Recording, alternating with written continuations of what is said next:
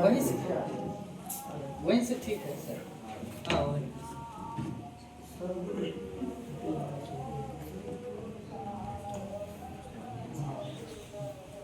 आज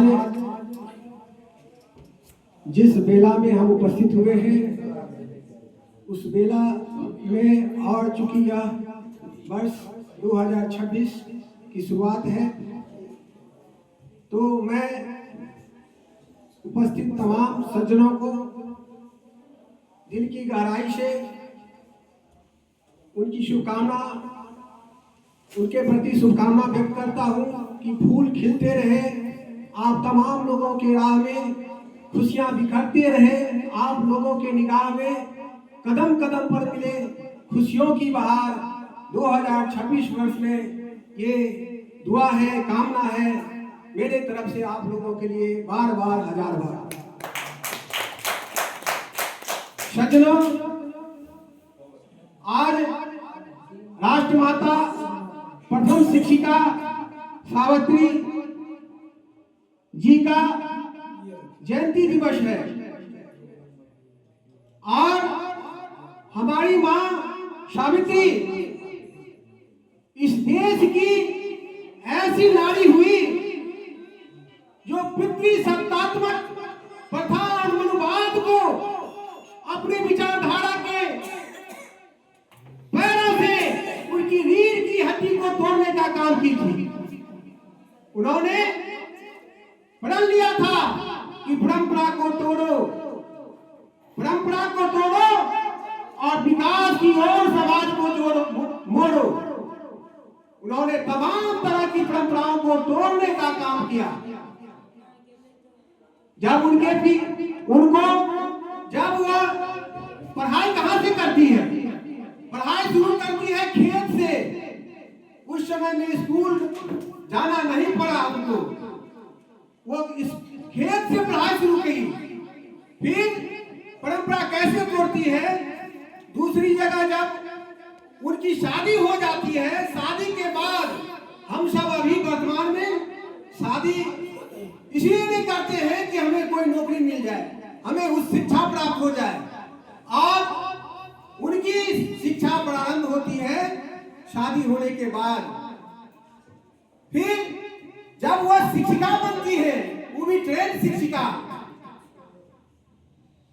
तब फिर जब वह पढ़ाने के क्रम में जाती है स्कूल पढ़ाने के लिए, तो उनके ऊपर गोबर, मिट्टी, कंकड़ फेंके जाते हैं ताकि वो जो परंपरा था उनका, उस परंपरा को बरकरार रखा जाए। कि उन्होंने विकल्प चुना कि नहीं, उसके जगह विकल्प क्या की कि वो एक साड़ी के बगैर के बदले दूसरी साड़ी लेकर जाती थी, ताकि वो उसका काम है फेंकना, हमारे राह को रोकना। लेकिन हम रुकेंगे नहीं, रुकने वाले नहीं हैं। तो वो दूसरी साड़ी ले जाकर जाती थी, लेकिन अपने मंजिल की ओर आगे बढ़ती रही। तो कहा गया है, छत उन्हें मुबारक, सीढ़ी उन्हें मुबारक जिन्हें छत तक जाना है। और हमारी माता सावित्री का तो आसमां था मंजिल, और रास्ता उन्हें खुद बनाना था। नारी हारती नहीं है, हराई जाती है। नारी कभी हारती नहीं है, हराई जाती है। क्या कहकर? यह कहकर कि क्या कहेंगे लोग, इस तरह से उन्हें डराई जाती है। आज हम सब बहुजन भी उसी बात को सीख चुके हैं। क्या सीख चुके हैं? कि हम तमाम लोग यही कहते हैं अपने बेटियों को भी कि कैसे कही जाएगी। हम उस शिक्षा की बात जब करते हैं, किसी स्कूल जगह अपने परिवेश से अलग अगर भेजना चाहते हैं, तो हम तमाम लोग इसी मंशा को पाले रहते हैं कि अपनी बेटी को कैसे भेजें। तो उस समय में सावित्री जी आधी आबादी का प्रतिनिधित्व करती रही और शिक्षा को उन्होंने मूल मंत्र माना, और आधी आबादी को खुद पढ़ी। और बहुत सारे लोग, सरकार भी उस समय में अंग्रेज की सरकार थी, तो उन्होंने अंग्रेज शिक्षा पर बल दिया, शिक्षा का रास्ता खोला बहुजनों के लिए। लेकिन सावित्री का नजरिया देखिए, उन्होंने आधी आबादी को मजबूत करने के लिए, क्योंकि मनवादियों के द्वारा समाज को खंडित करने वाले, तोड़ने वाले, अवरोधक रहे हैं, उन्होंने आधी आबादी पर ही उनका पहला नजर रहा है कि आधी आबादी को अगर हम गुलाम करा देंगे तो निश्चित तौर पर उसको अगर आगे नहीं बढ़ने देंगे तो इस समाज पर हम टोटली समाज पर कब्जा कर लेंगे।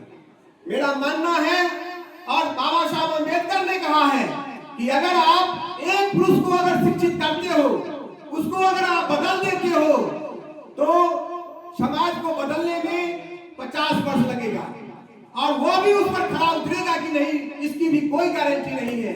लेकिन एक महिला को आप बदल देते हो, उनकी विचारधारा को बदल देते हो तो वो महिला अपने पुत्र को, अपने पति को मात्र 5 साल में बदल देगी। और ऐसा देखा गया कि 5 साल में क्या, वो 5 महीना में बदल देती है। आज देखिए कि अगर कोई पुरुष बदलता है तो वो जब 50 साल में जाएगा तो फिर अगला जनरेशन उसी मनोभाव का तमाम बातें, परंपराएं अपने माथे में, अपने मन मस्तिष्क में उसका बीजारोपण हो जाएगा, वो फल फूल जाएगा और उसी के साथ वो मरेगा भी। लेकिन यदि एक महिला विचारधारा से परिवर्तित हो जाती है, शिक्षित हो जाती है तो वो अपने पति को बदल देगी और अपने बच्चे को वो शादी से पहले ही उसको शिक्षित कर देगी, विचारधारा पर ले आएगी। तो इस तरह से अगर हम सब इस बात को जान ले तो आधी आबादी को जिस दिन हम शिक्षित कर दिए, परंपरा पर ले आए, जो परंपरा की शुरुआत हमारी माता सावित्री ने शुरुआत की थी, उन्होंने शिक्षा पर तो बल दिया ही, उन्होंने महिला को उस समय में ऐसी व्यवस्था थी, आज भी क्या है, महिला के प्रति भावना ये है, पहले ये था कि महिला को न तो पति के घर में न पिता के घर में संपत्ति का अधिकार नहीं था। तो वो सेवा मंडल जो है एक व्यवस्था बनाई थी और प्रत्येक जगह 15 दिन पर एक बैठक किया करती थी, महिलाओं को बुलाती थी, उनसे क्वेश्चन लेती थी कि आपके विकास के लिए क्या किया जाना चाहिए। और इस तरह से व्यवसायिक शिक्षा की शुरुआत भी उन्होंने की ताकि महिलाओं को जब आत्मनिर्भर करेंगे तो इस तरह से तमाम तरह की उनको फिर जो है अब कोई आदमी उसको अपने अंदर नहीं कब्जा कर सकता, उसको गुलाम नहीं कर बना सकता है। और जिस दिन महिला आजाद हो जाएगी तो समाज को भी आजादी दे सकेगी। तो मैं क्योंकि समय का अभाव है उसका ख्याल रखते हुए आप तमाम लोगों को फिर से शहाबंदगी के साथ, जय संविधान के साथ आप लोगों के प्रति शुभकामना व्यक्त करता हूं और आभार व्यक्त करता हूं कि आप लोगों ने मेरी बातों को सुना। बहुत बहुत धन्यवाद। थोड़ा सा बैठिए, थोड़ा सा 10 मिनट बैठ जाइए, 10 मिनट के बाद आप